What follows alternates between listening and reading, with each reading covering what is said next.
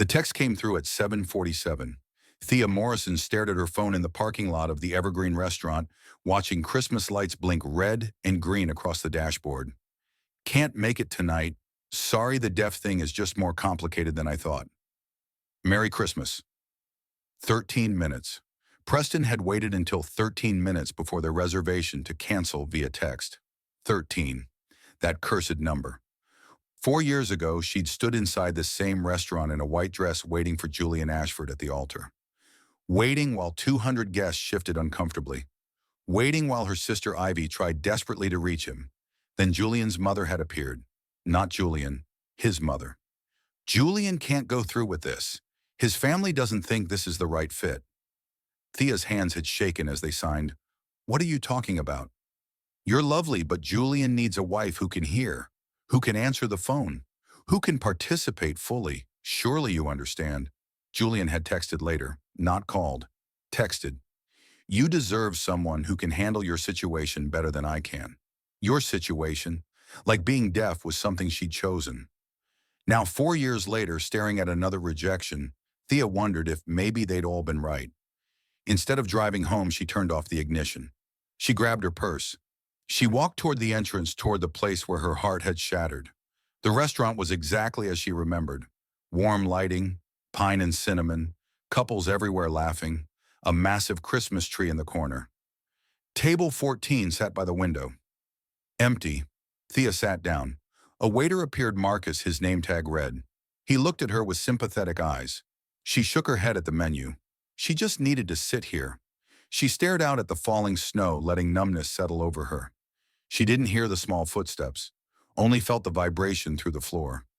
When she looked up, two identical girls stood there, 7 years old, blonde curls, white dresses, wide blue eyes, and then both girls raised their hands and signed in perfect ASL.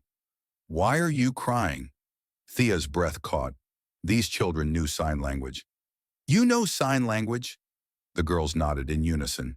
Our grandma Lorraine is deaf. She taught us. I'm Winter. I'm Aurora. Are you okay? You look really sad.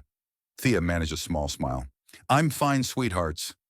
Are you alone? Winter asked. On Christmas Eve? Nobody should be alone on Christmas Eve.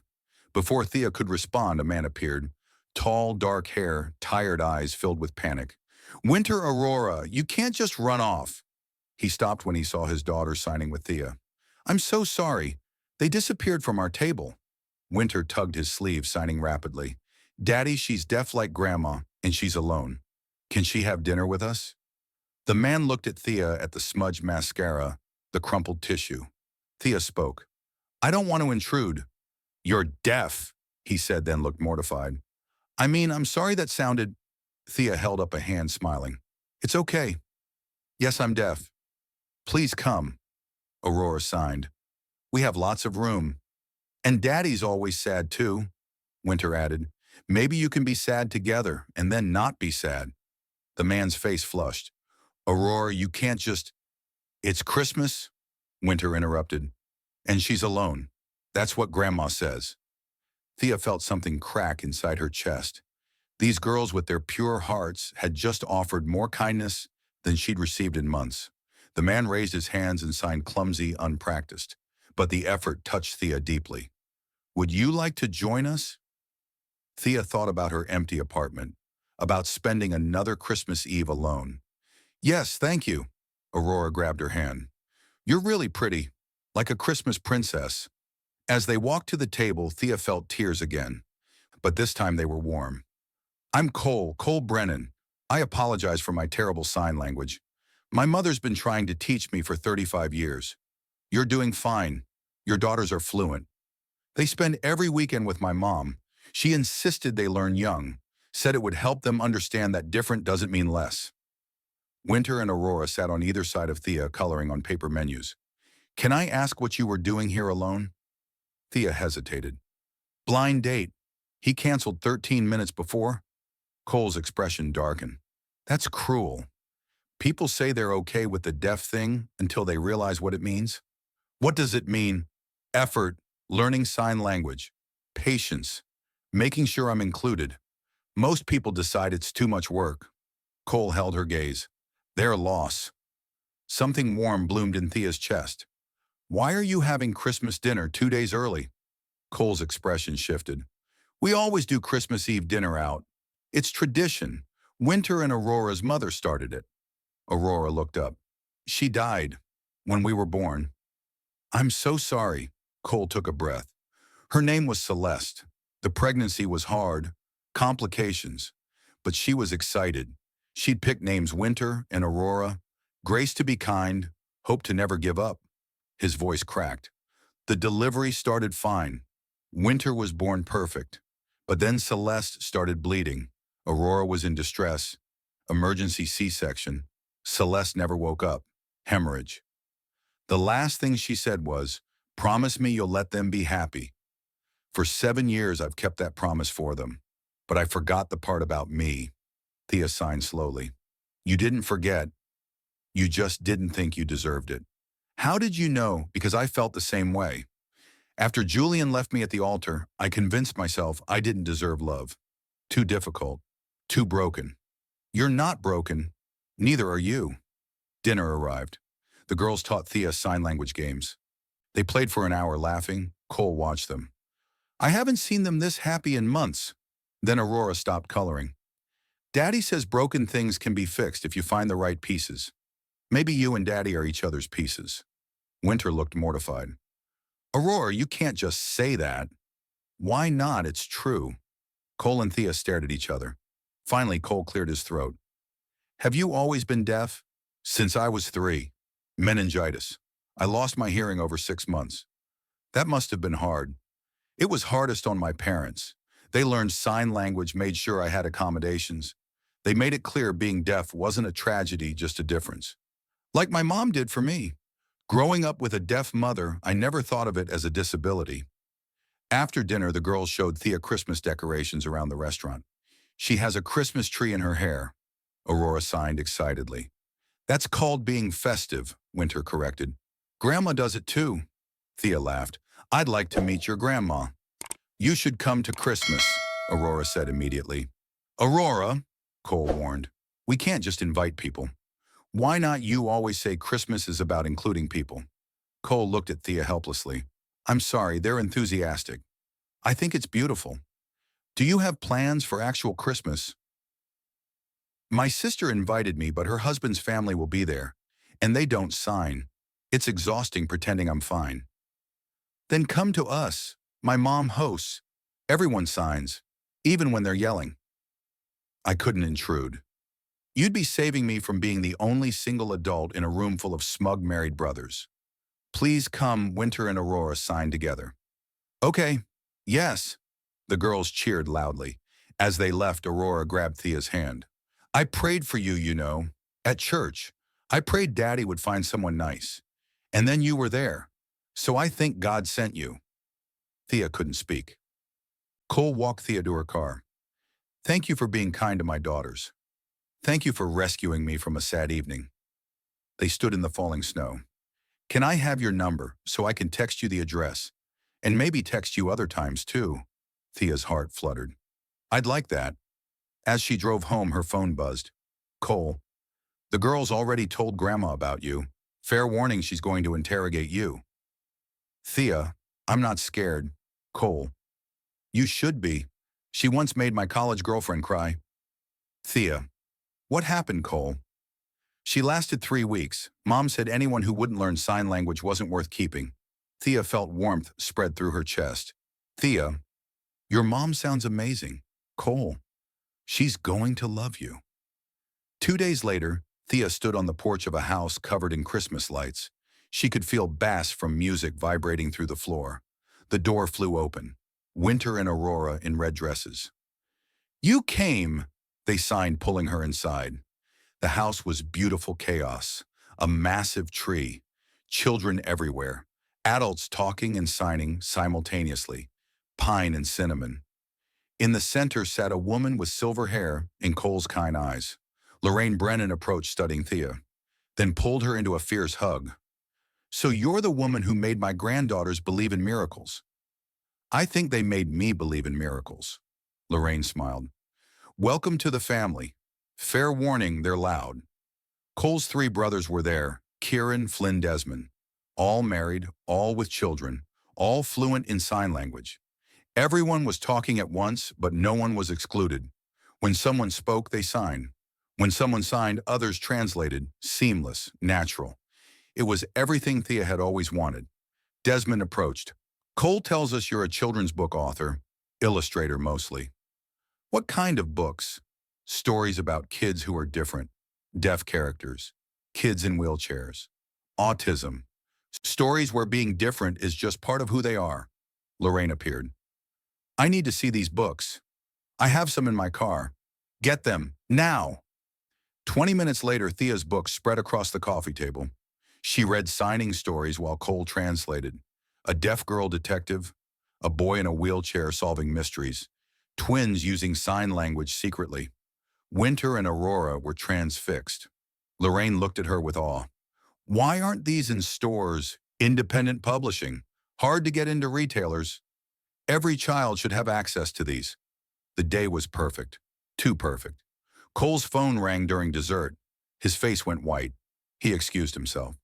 Thea watched through the doorway, his posture tense. Later in the kitchen, what's wrong? Cole's hands moved slowly. That was Vivian, Celeste's mother. She wants to come to dinner. In 3 days. Fear in his eyes. She doesn't know about you yet. Ice settled in Thea's stomach. You think she'll react badly? I know she will. After Celeste died, Vivian blamed me. 2 years ago, she told me I'd stolen her daughter. She cut off contact with Winter and Aurora. I want you there, for support. But Vivian, she's difficult. I'll be there. 3 days later, Thea arrived at Cole's house. Winter and Aurora were making gingerbread houses with her in the kitchen, frosting everywhere, laughing. The doorbell rang at 6:30. Vivian Hartford, perfectly styled, black suit, cold eyes. She walked in, saw Thea laughing with her granddaughters. Her face hardened. Winter ran over. Grandma Vivian. This is Miss Thea. She's Daddy's special friend. We found her on Christmas Eve. She makes Daddy smile. Vivian's eyes never left Thea. Special friend, how special? Thea stood extending her hand. Mrs. Hartford, nice to meet you. Vivian ignored it, studied Thea, walked around her. How long have you known my son-in-law? 3 weeks. 3 weeks. And already in his home, playing with his daughters, making yourself indispensable. I'm not. Oh, but you are. Cole always had a savior complex. Thea kept her voice steady.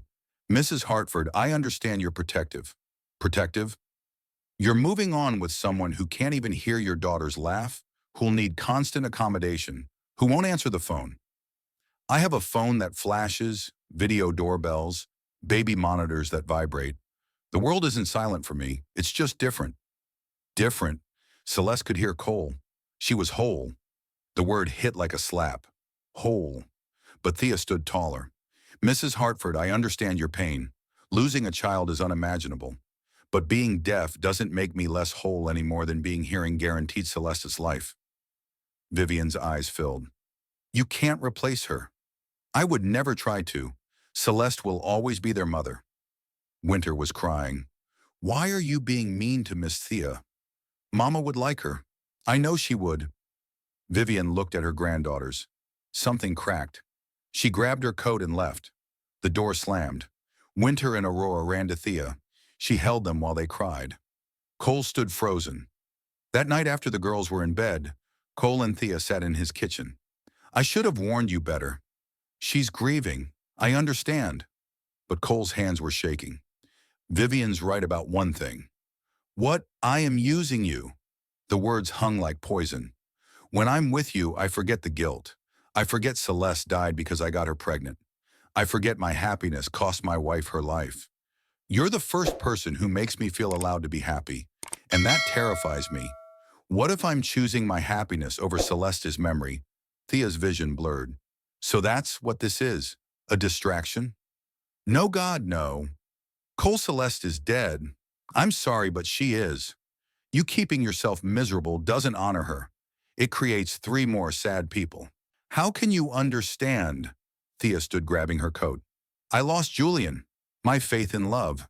4 years hiding because I thought being deaf made me unlovable. Different loss, Cole. Same pain. She signed carefully. I should go. Figure out if you want me or if you want to stay married to a ghost. Thea, wait. She left. Cole stood alone, destroyed. 2 days of silence. On the third day, Cole went to his mother's house. He looked like he hadn't slept. Lorraine took one look. What did you do? Cole confessed everything. Do you love her? It's not that simple. It is that simple. Yes or no? Long pause. Yes. God help me. Yes. Then why are you here? What if choosing Thea means betraying Celeste? Lorraine went to the cabinet, pulled out a sealed envelope, yellowed with age. Celeste gave me this 2 days before she died. She made me promise to give it to you when you found someone. I've been waiting 7 years. Cole's hands shook, his name in Celeste's handwriting. He opened it. My dearest Cole, if you're reading this, you found someone brave enough to love you despite the baggage I'm leaving. Please don't fight this. I know there's a chance I won't survive. If I don't know this, my death is not your fault. These babies are a gift, not a curse. Whoever she is, love her fully. Without reservation, without guilt, without looking over your shoulder at my ghost. Let Winter and Aurora see that love doesn't end when people leave. It transforms, it grows. It makes room for new people without erasing the old ones. You deserve happiness, Cole. Not someday, now, always, forever. Honoring me means living, showing our daughters that love is worth the risk. All my love, Celeste P.S. If she's kind to our girls, she's already perfect. Trust them. They'll know before you do. Cole broke down completely. Lorraine held him. When he stopped, she signed firmly. Now, what are you going to do? I need to call Thea. No, a call isn't enough. You broke her heart. You need a grand gesture. Show her you're committed. The Evergreen, table 14. Lorraine nodded.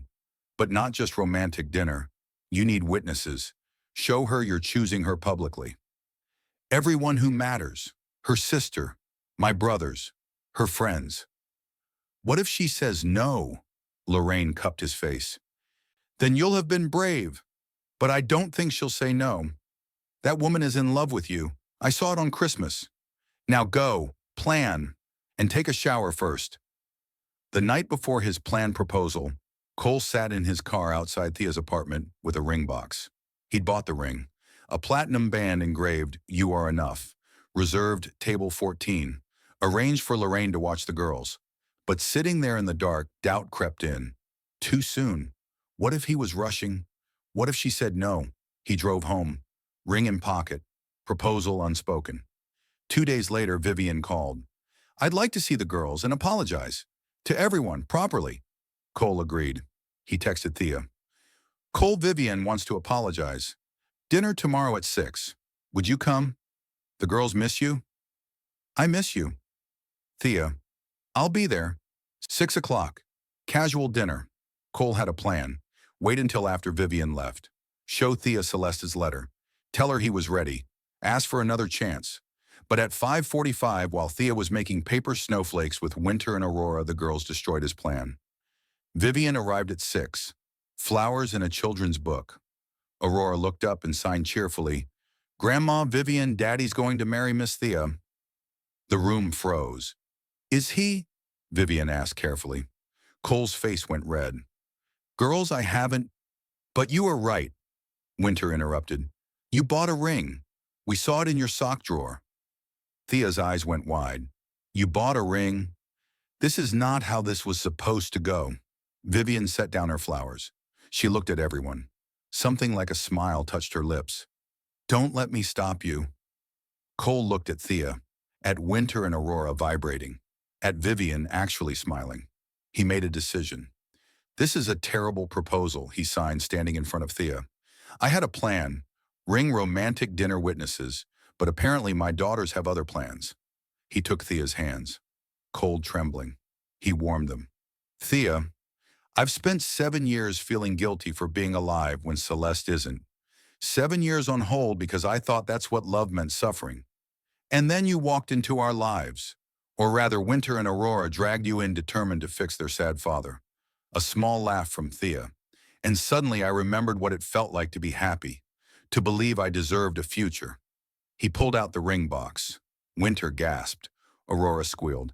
I said terrible things. I let guilt speak louder than my heart. I hurt you because I was afraid that choosing happiness meant I didn't love Celeste enough. Thea's tears fell freely. But my mother gave me a letter from Celeste, written before she died.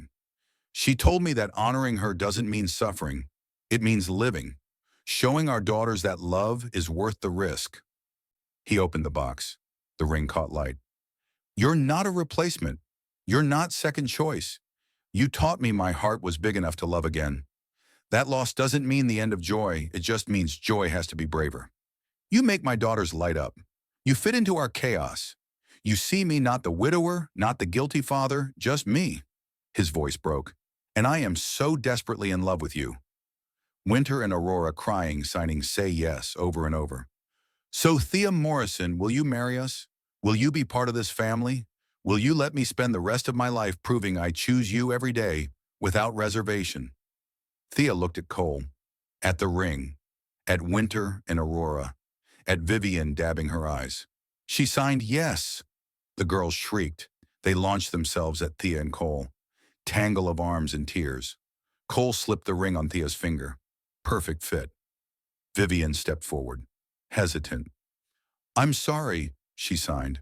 She'd been taking lessons. I was afraid of losing Celeste again, afraid that accepting you meant Celeste never mattered. Tears streamed. But I see now you're not taking her place. You're making a new place. My granddaughters are happy. That's what matters. Celeste will always be their mother. Thea signed gently, taking Vivian's hands. Always. I'm here to love the family she left behind. Vivian pulled an envelope from her purse. This was in Celeste's hospital bag, written the day before delivery, addressed to whoever loves Cole next. I should have given it to you that first night. Thea opened it. Cole read over her shoulder. Dear future, I don't know your name, but I already love you. I love you for being brave enough to love a man with baggage, for loving children who aren't yours. Please tell my daughters Winter is brave but scared of the dark. Hold her hand. Aurora is kind but worries she's not enough. Tell her she is. Please tell Cole he'll blame himself. Don't let him. Life is worth the risk of loss. He deserves love. Not someday. Now. Give it freely. And please, whoever you are, don't try to be me. Don't study my photos. Don't ask Cole what I would have done. Be you. That's who Cole will need. That's who my girls will need. That's who will make this family whole, not the ghost of who I was, but the reality of who you are. Thank you for saying yes. Thank you for showing my husband his heart didn't die with me. Thank you for loving my children. Thank you for being brave. With gratitude, Celeste P.S. If you're reading this, Winter and Aurora understand love. Tell them their mama wanted them to see their daddy happy. Tell them love doesn't run out, it just makes room. Everyone was crying. Will you come to the wedding? I'd be honored. Vivian hugged Thea. Welcome to the family. That night, Cole and Thea sat on his porch watching snowfall. I can't believe you were letting that ring sit in your sock drawer. I was terrified you'd say no. I almost did. When Aurora announced it, I wanted to run. What stopped you? Winter and Aurora's faces. They were so hopeful. And Celeste's words, life is worth the risk of loss. She's right. Cole pulled her close. No more doubts.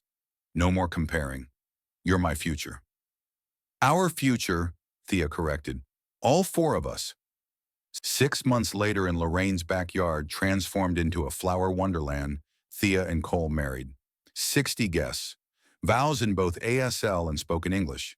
Professional interpreter. Winter and Aurora in lavender dresses holding her bouquet. Cole signed and spoke. I promise to see you.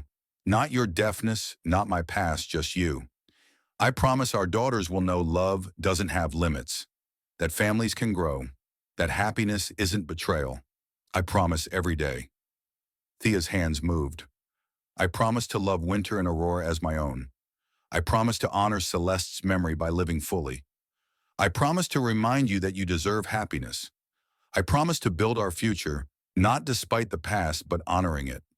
As the officiant pronounced them, married Winter, and Aurora pulled out a surprise, a handmade book. The Christmas Miracle, a true story. Drawings of a woman alone. Two girls discovering her. A family being born. A father learning happiness. A grandmother learning to let go. The last page showed four figures holding hands, and they all lived happily, creating new memories while honoring the old ones. The end, but really just the beginning. Thea cried through the reception.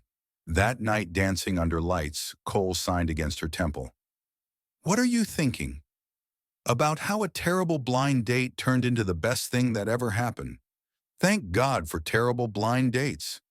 Thank God for two 7-year-olds who decided I looked sad. Giggling from across the yard, Winter and Aurora signing to each other, mission accomplished. Vivian stood beside Lorraine. She would have loved this. She did, Lorraine signed. She planned for it. She wanted this.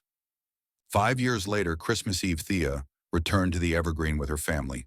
Cole, Winter and Aurora, now 12, and Lily, their 3-year-old, who signed fluently. They sat at table 14, their tradition. Mama, why we always come here? Because this is where our family began, baby. Across the restaurant, Thea noticed a woman sitting alone, checking her phone, mascara smudged. Thea recognized that look. She walked over. Hi.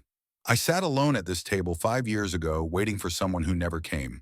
Whatever happens tonight, you're going to be okay? The woman looked up. How do you know?